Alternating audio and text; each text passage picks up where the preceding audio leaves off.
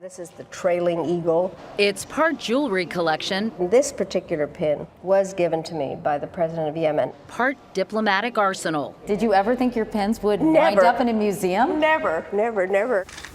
Madeline Albright made history as the first female Secretary of State. Her brooch collection, or her pins as she calls them, have a history all their own. Would you say this is the most important pin in your collection, or at least the pin that started it all? This is the pin that started it all, because what happened was Saddam Hussein, after I'd come to the United Nations as ambassador, called me an unparalleled serpent. And I happened to have this snake pin, and so I thought, well, when we deal with Iraq, I'm going to wear the snake pin. And for a conversation with a Russian diplomat about anti-ballistic missiles, he looked at it and he said, "So is that one of your interceptors?" And I said, "Yes, and we make them very small." For negotiations with the Palestinians, a bee.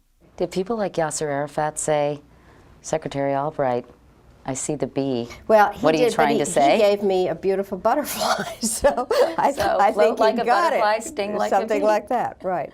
Her vast garden of pins, cataloged in a new book and on display at New York's Museum of Arts and Design, are a visual biography of a diplomatic career. Through the years, she's collected around 300 of them.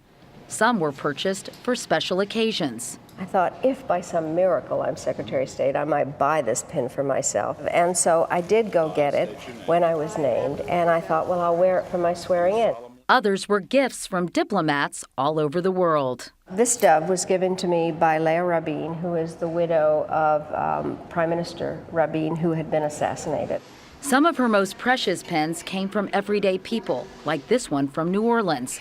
The two amethysts represent two Purple Hearts. All of a sudden, a young man came up to me with a box, and he said, "My father is sitting over there. He's a D-Day veteran, and my mother died as a result of Katrina.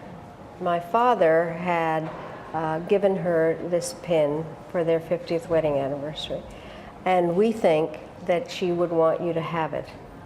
And I was undone. I really was undone. For Secretary Albright, the pins are more than the materials they're made of.